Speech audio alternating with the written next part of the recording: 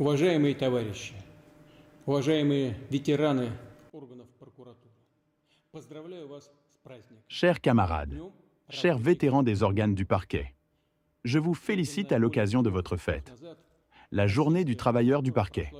Créé il y a plus de 3 siècles, le parquet russe a traversé différentes époques historiques, mais est toujours resté un maillon essentiel et significatif du système d'État. Il a apporté une contribution immense à la primauté du droit et au maintien de l'ordre juridique dans la société. Les meilleurs représentants de ce corps ont fait preuve d'un dévouement exemplaire envers la patrie, incarnant les valeurs de principe, d'intégrité et d'exigence. Aujourd'hui encore, le parquet joue un rôle clé dans la protection des droits et des libertés de nos citoyens, dans la défense des fondements de l'ordre constitutionnel et dans le développement de la Russie en tant qu'État de droit démocratique. La mission principale de cet État est d'assurer une vie digne et le libre épanouissement de chaque individu. Le professionnalisme, l'objectivité et les vastes prérogatives des procureurs permettent de rétablir les droits des citoyens qui ont été bafoués, de défendre leur honneur, leur réputation et leurs intérêts légitimes, de lutter contre les abus et les injustices, tout en contribuant à la mise en œuvre des plans stratégiques de développement du pays et des programmes sociaux à long terme. Ainsi, vous renforcez la foi de nos concitoyens dans la puissance et la justice de notre État. Cela contribue également à accroître l'autorité de votre institution auprès de la société. Nos citoyens attendent de vous un travail ferme, cohérent et efficace, notamment dans des domaines prioritaires tels que la protection des droits sociaux, du logement et du travail, en particulier pour les anciens combattants, les personnes handicapées, les orphelins et les familles nombreuses. Une attention particulière doit être accordée aux garanties sociales des participants à l'opération militaire spéciale, ainsi qu'à leurs familles. Le versement des salaires, des pensions, des allocations, ainsi que l'octroi des avantages et des compensations doivent être effectués en stricte conformité avec la loi, de manière ponctuelle et complète. Ces aspects doivent rester sous le contrôle constant des procureurs, car votre aide pour résoudre les problèmes liés à des violations de la loi est souvent irremplaçable. D'autres domaines de travail du parquet demeurent tout aussi importants, notamment la lutte contre le terrorisme, l'extrémisme, la criminalité et la corruption, ainsi que la protection des intérêts économiques du pays et des droits des entrepreneurs. De plus, le maintien des poursuites devant les tribunaux et les activités en matière de protection de l'environnement restent primordiaux. Le parquet général et ses organes territoriaux doivent accorder une attention particulière à la résolution des problèmes des citoyens dans le Donbass, en Nouvelle-Russie, dans la région de Koursk et dans d'autres régions proches de la ligne de contact. Il est nécessaire de poursuivre le travail d'intégration des républiques populaires de Donetsk et Lugansk, ainsi que des régions de Zaporijia et Kherson, dans un espace juridique unique de la Russie. Bien entendu, il est indispensable de soutenir et d'aider à la renaissance sociale et économique de ces territoires. Je souligne que, récemment, les procureurs ont beaucoup œuvré pour renforcer la surveillance dans le complexe militaro-industriel, notamment en ce qui concerne les livraisons prévues d'armement et de matériel aux forces armées. Je vous demande de continuer à travailler de manière systématique dans ce domaine, en coordination avec les autres institutions. Encore une fois, je vous félicite pour cette fête.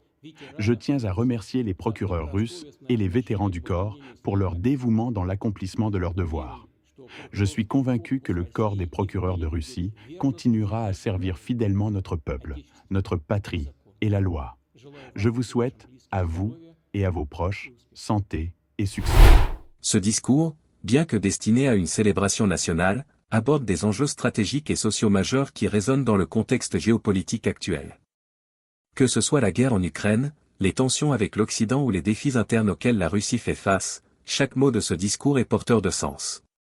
Entrons sans plus tarder dans le détail des thèmes abordés et voyons comment ils s'inscrivent dans les dynamiques géopolitiques actuelles.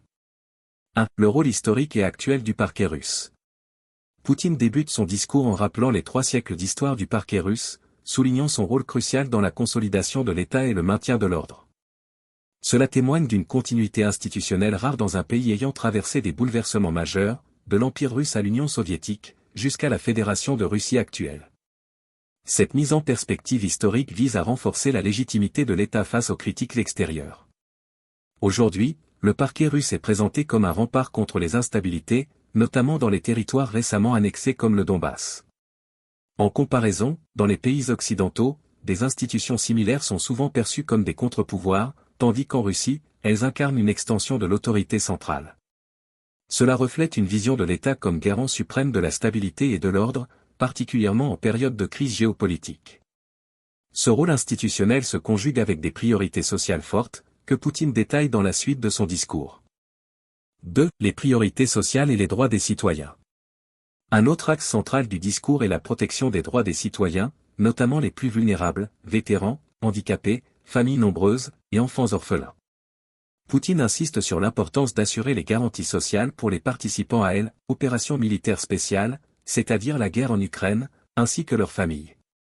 Dans le contexte actuel, ces engagements représentent un défi colossal. Les sanctions occidentales ont fragilisé l'économie russe, rendant plus coûteux le financement de ces programmes. Pourtant, cette stratégie sociale sert un double objectif, préserver la cohésion nationale et légitimer les efforts militaires auprès de la population. Cependant, au-delà des questions sociales, Poutine met également l'accent sur des enjeux sécuritaires et économiques essentiels. 3. Lutte contre le terrorisme, l'extrémisme et la corruption. La lutte contre le terrorisme, l'extrémisme et la corruption est présentée comme un axe prioritaire. Poutine y voit des menaces directes à la stabilité interne du pays. À l'heure où les tensions avec l'Ukraine et l'Occident sont à leur apogée, ces problématiques prennent une dimension particulière. Dans les faits, la guerre en Ukraine a exacerbé les accusations mutuelles de sabotage et d'actes terroristes. Sur le plan interne, la corruption reste un problème structurel qui freine l'efficacité des politiques publiques, en particulier dans le contexte des sanctions économiques. Mais le cœur du discours réside sans doute dans la question de l'intégration des nouveaux territoires, un sujet qui cristallise de nombreuses tensions. 4. Intégration des nouveaux territoires et défis juridiques. Poutine accorde une attention particulière à l'intégration des républiques populaires de Donetsk et Lougansk, ainsi que des régions de Zaporijia et Kherson, dans l'espace juridique russe. Cette intégration est essentielle pour consolider la souveraineté russe sur ces territoires. Toutefois, cela s'accompagne de défis considérables, infrastructures détruites, population partagée entre loyauté et résistance, et pression internationale croissante. Cette démarche juridique s'inscrit dans une stratégie plus large visant à renforcer la légitimité de la Russie dans ces régions aux yeux de la communauté internationale. En parallèle, le discours met également en lumière le rôle stratégique du complexe militaro-industriel dans le contexte actuel. 5. Surveillance du complexe militaro-industriel. Un autre point clé du discours est la surveillance accrue du secteur de la défense. Poutine insiste sur la nécessité de garantir des livraisons fiables et ponctuelles d'équipements militaires pour soutenir les opérations en Ukraine. Cette déclaration met en évidence les tensions liées aux sanctions occidentales, qui visent notamment à affaiblir la capacité de production d'armement russe. Pourtant, Poutine cherche à rassurer en affirmant que ces efforts sont coordonnés avec d'autres institutions pour maintenir la performance de l'industrie de défense. Enfin, pour conclure, Poutine élargit sa vision en abordant la question de la justice comme pilier fondamental de la société. 6. Vision de la justice et renforcement de la foi dans l'État. Poutine termine son discours en évoquant la justice comme un moyen de renforcer la confiance des citoyens dans l'État. Il oppose la vision d'une Russie forte, souveraine et respectueuse de ses valeurs traditionnelles, à ce qu'il perçoit comme des faiblesses des démocraties occidentales, marquées par des divisions internes et une perte de repères. Ce message s'adresse à la fois à la population russe, pour consolider le soutien interne, et à l'international, pour affirmer le modèle multipolaire que Moscou veut promouvoir. En résumé, ce discours de Vladimir Poutine illustre les priorités stratégiques de la Russie dans un contexte de crise: renforcer l'autorité de l'État, protéger les citoyens les plus vulnérables, intégrer les nouveaux territoires et maintenir une industrie de défense efficace. Ce discours reflète aussi la vision de Poutine pour l'avenir de la Russie, en opposition au modèle occidental, avec une insistance sur la souveraineté et la justice comme piliers de l'État. La grande question reste de savoir si ce modèle pourra résister aux pressions économiques et géopolitiques auxquelles la Russie est confrontée. Merci d'avoir suivi cette analyse, et n'hésitez pas à partager vos réflexions dans les commentaires. Pensez-vous que les priorités énoncées par Poutine permettront de relever les défis actuels? À très bientôt.